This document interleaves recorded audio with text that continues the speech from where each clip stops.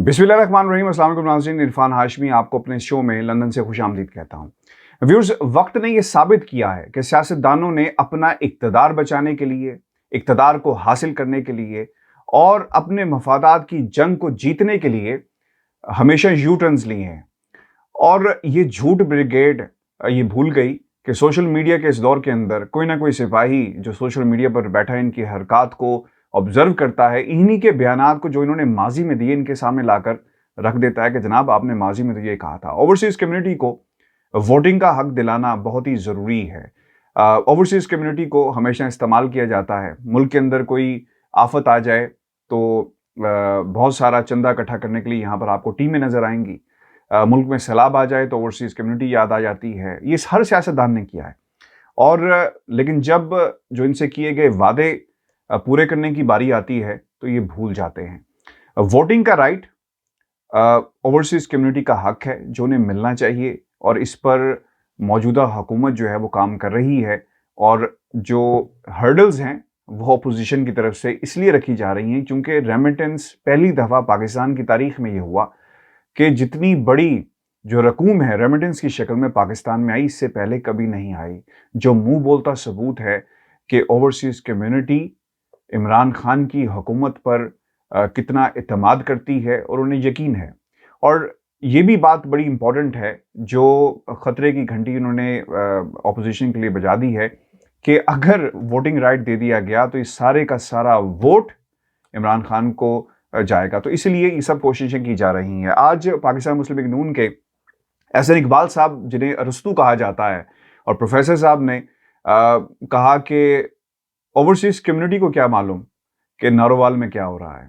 एक बंदा लंदन में बैठा होगा तो उसे क्या मालूम कि पंजाब में क्या हो रहा है, सिंध में क्या हो रहा है। उसने यानी इस शख्सियत ने ना सिर्फ पाकिस्तानी ओवरसीज़ कम्युनिटी की मोहब्बत जो अपने वतन अजीज़ के लिए है और अपने मुल्क के हालात के लिए है, जो हर वक्त परेशान रहते हैं, उसको शक की निगाह से देखा है, बल्कि ये साबित किया है कि वो इक़्तिदार को बनाने के लिए और सियासी बसात को जीतने के लिए कुछ भी करेंगे। इस किस्म के बयानात आपको मजीद भी आने वाले दिनों में सुनने को मिलेंगे। व्यूअर्स, ये पहला मौका नहीं है। ये पाकिस्तान में कुछ अनोखा काम नहीं हो रहा कि ओवरसीज़ कम्युनिटी एक्सपेट्रियाट्स को वोटिंग हक मिले। ये जंग जो थी वो दुनिया के वो तमाम ममालिक जहां पर डेमोक्रेसीज हैं, ये जंग 19वीं सदी में इसका आगाज हो गया था। मैंने कुछ रिसर्च की है, वो मैं आपके सामने भी रख देता हूं। और अगर आप तारीख के ये जो डिफरेंट फेजेस हैं इनका हम जायजा लें तो हमेशा पॉलिटिशियन ही इसकी राह में रुकावट डालता है, क्योंकि डेमोक्रेसी को मजबूत करने के लिए आपको एक सिस्टम चाहिए। वो लोग जो मुल्क से बाहर जाते हैं रोजगार के लिए, वो लोग जो मुल्क से बाहर जाते हैं नेशनल इंटरेस्ट के लिए, यानी जो मिशंस हैं, डिप्लोमेटिक मिशंस हैं, जो दुनिया के मुख्तलिफ हिस्सों में अपने मुल्क की नुमाइंदगी कर रहे होते हैं, तो वो उस प्रोसेस का क्यों हिस्सा नहीं बन सकते। अगर आपके पास किसी मुल्क का पासपोर्ट है और आप लॉ अबाइडिंग सिटीजन हैं, तो ये आपका हक है कि आप उस प्रोसेस का हिस्सा बन सकें। अगर आपने डेमोक्रेटिक सिस्टम को चलाना है तो ये नहीं हो सकता कि आप एक बहुत बड़ी तादाद को जो मुल्क से वफादार है, मुल्क की सलामती के लिए दुआ भी करती है और लॉ अबाइडिंग सिटीजन है, कि आप उसको प्रोसेस से अलग कर दें। 19वीं सदी के अंदर जब दुनिया को जंगों ने अपनी लपेट में ले रखा था, पहली जंग अजीम है, उससे पहले भी बहुत सारे कॉन्फ्लिक्ट्स जो थे, तो उस वक्त भी ये जंग इस बात का आगाज हो गया था, ये बहस हो रही थी कि वो लोग जो जंगों में कई कई साल तक लगे रहे और इन जंगों का ईंधन बनते रहे, डेमोक्रेटिक सिस्टम को मजबूत करने के लिए एक बहुत बड़ा हिस्सा जो है वो महरूम रह जाएगा अगर इन्हें वोटिंग राइट्स ना दिए गए। व्यूअर्स, ये पहला मौका नहीं है। नून लीग के अरस्तू साहब तो कहते हैं ना कि जनाब कोई अनोखा काम हो जाएगा, और पीपल्स पार्टी कहती है कि एक नई साजिश है जिसको बनाया जा रहा है, कॉन्स्पिरेसी जो है वो हैच की जा रही है। ऐसा नहीं है, ये पहली दफा कोई अनोखा काम नहीं हुआ। अगर हिस्टोरिकल एस्पेक्ट से इसके देखें तो रोमन एम्परर ऑगस्टस वो पहला एम्परर था जिसने ये जो एक्सटर्नल वोटिंग है इसका आगाज किया। और उसके बाद ये अलग बात है कि उस वक्त जो मोटिव्स थे वो पॉलिटिकल थे, डेमोक्रेटिक नहीं थे जब इसको इनिशिएट किया गया। लेकिन आपको दोनों तरफ से ये चीजें मिलेंगी। व्यूअर्स, रीसेंट एग्जांपल्स के अंदर अमेरिकी रियासत विस्कॉन्सिन है, 1862 के अंदर वो लोग जो सिविल वॉर में हिस्सा ले रहे थे उन्हें हक दिया गया कि वो पॉलिटिकल प्रोसेस का हिस्सा बन सकें। खैर उस वक्त भी मामला ये थे कि पॉलिटिकली मोटिवेटेड थी चीज़ें, और ख्याल ये किया जा रहा था कि वो लोग चूंकि हाजिर सर्विस हैं तो ये एक फितरी अमल है कि वो अब्राहम लिंकन की सपोर्ट करेंगे। फिर न्यूजीलैंड की अगर हम मिसाल दें तो वहाँ पर 1890 के अंदर एक्सटर्नल वोटिंग का जो है वो सिलसिला इसका आगाज़ होता है। फिर ऑस्ट्रेलिया की एग्जांपल है 1902 के अंदर। और फिर जो सबसे इम्पोर्टेंट चीज़ है, ये वो टाइम है 19वीं सदी का आखिर और 20वीं सदी के बिल्कुल शुरू में, क्योंकि दुनिया जंगों की लपेट के अंदर है। लोग एक मुल्क से दूसरे मुल्क जा रहे हैं और बहुत बड़ा हिस्सा लोगों का जंग के अंदर शामिल था और लोग पॉलिटिकल प्रोसेस का हिस्सा नहीं बन पा रहे थे। तो उसे ख्याल आया कि लोग चूंकि बाहर हैं अपने मुल्कों से, तो क्यों ना उन्हें पॉलिटिकल प्रोसेस का हिस्सा बनाया जा सके। ये टाइम ऐसा था जब ये ख्याल भी रहा कि जो पॉलिटिकल मोटिव्स हैं एक्सटर्नल वोटिंग के लिए, ताकि इसको वोट बैंक को इस्तेमाल किया जा सके। लेकिन वक्त के साथ साथ, यानी हम इस वक्त 2021 के अंदर मौजूद हैं और मैं बात कर रहा हूँ 19वीं सदी की। एक सदी लगी इस प्रोसेस को डेवलप होने में, इस प्रोसेस को इनिशिएट किया गया, फिर उसके बाद इसको मान लिया गया कि वो लोग जो अपने वतन से दूर होते हैं, डिप्लोमेटिक मिशंस पे हैं, जंग के दौरान हैं, कहीं ना कहीं डिप्यूटेड हैं या फिर काम की गर्ज से दुनिया के मुख्तलिफ हिस्सों में आबाद हैं, उन्हें इस पॉलिटिकल प्रोसेस का हिस्सा बनाया जा सके। कनाडा के अंदर यही आवाज़ 1915 में उठाई जाती है और फ्रांस के अंदर 1924 में ये आवाज़ उठाई गई। 1918 में ब्रिटेन में भी ये आवाज़ उठाई गई कि वो लोग जो जंग अजीम अव्वल और दोयम में मुल्क से बाहर थे, उन्हें इस प्रोसेस का हिस्सा बनाया जा सके। इसी तरह डेमोक्रेटिक सिस्टम जो हैं वो दुनिया के मजबूत हुए।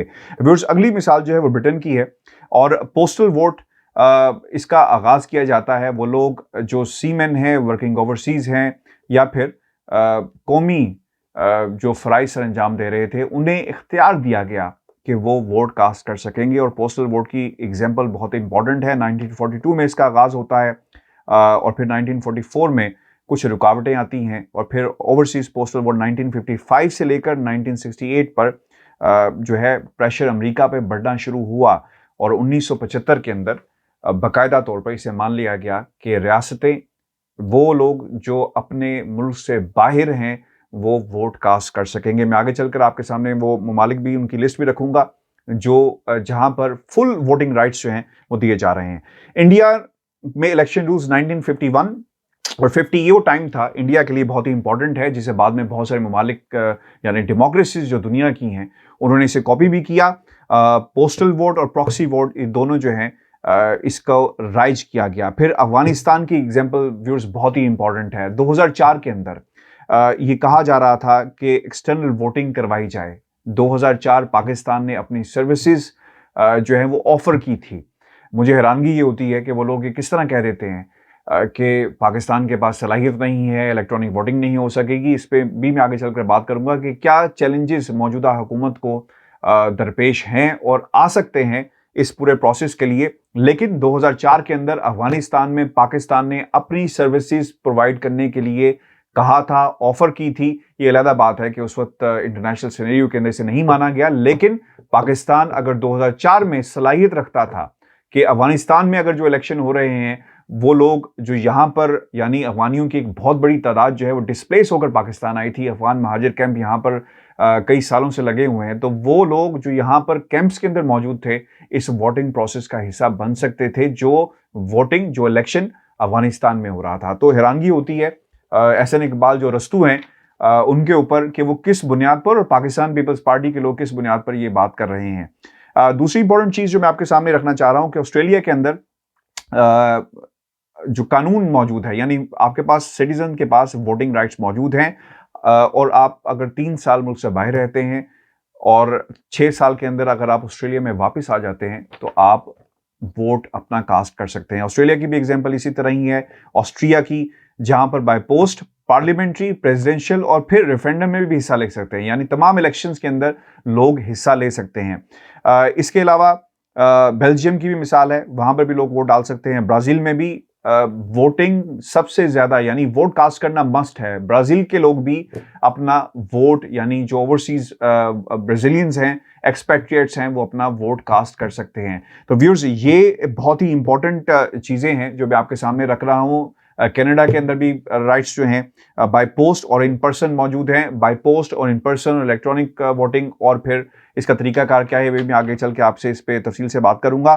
फिर चिली है, कोलंबिया में फुल वोटिंग राइट्स हैं, फ्रांस के अंदर फुल वोटिंग राइट्स हैं, इंडिया में हाँ ड्यूल नेशनलिटी, क्योंकि इंडिया के अंदर इजाज़त नहीं है, आप अपना वोट कास्ट कर सकते हैं और बाकायदा इसका तरीकाकार मौजूद है। 2010 के बाद जो है वहाँ पर ये सब कुछ हो रहा है, यानी इसको वोटिंग आप अगर आप मुल्क से बाहर हैं, इंडिया से बाहर हैं, तो वोट कास्ट कर सकते हैं। इसराइल के अंदर जो है आपको वोट कास्ट करने के लिए इसराइल में ही जाना पड़ेगा।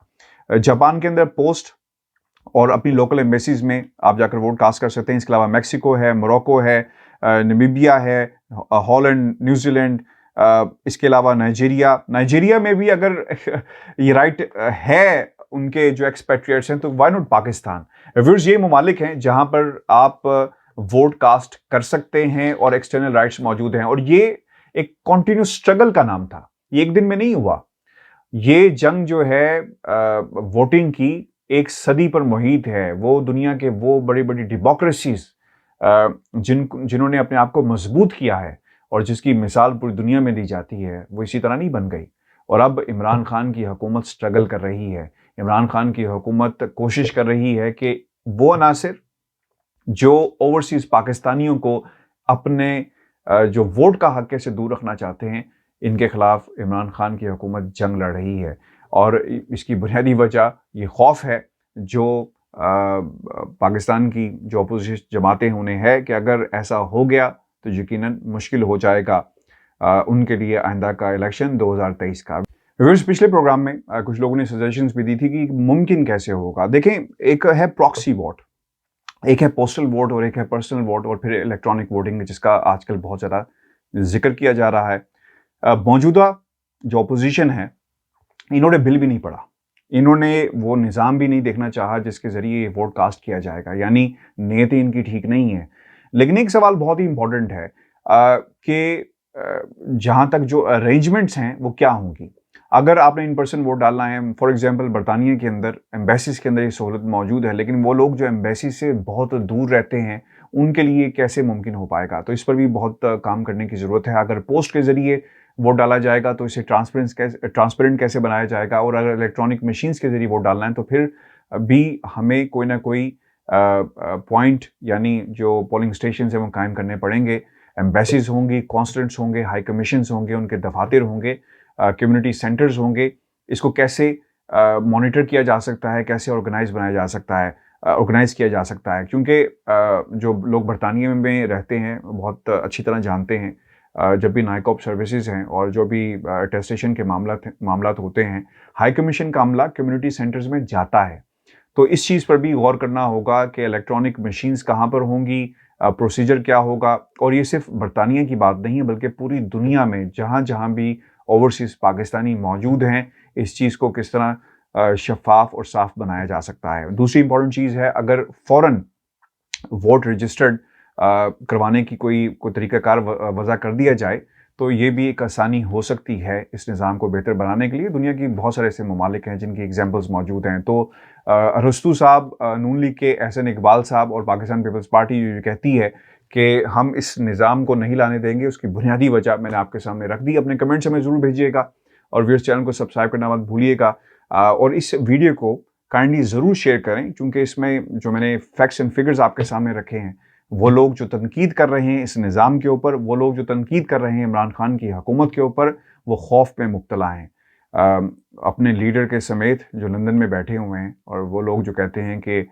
अमेरिका या बरतानिया या दुनिया के किसी मुल्क में बैठे हुए शख्स को क्या मालूम कि नारोवाल में क्या हो रहा है।